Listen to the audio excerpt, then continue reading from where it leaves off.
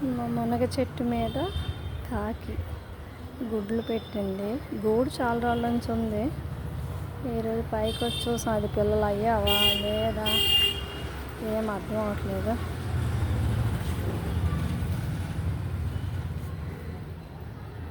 చెట్టు గాలి కదులుతుంది.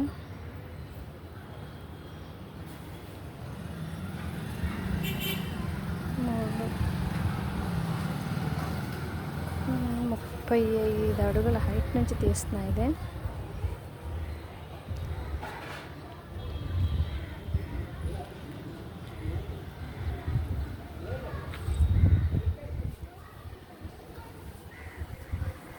ఎల్లో, వైలెట్, తులసి,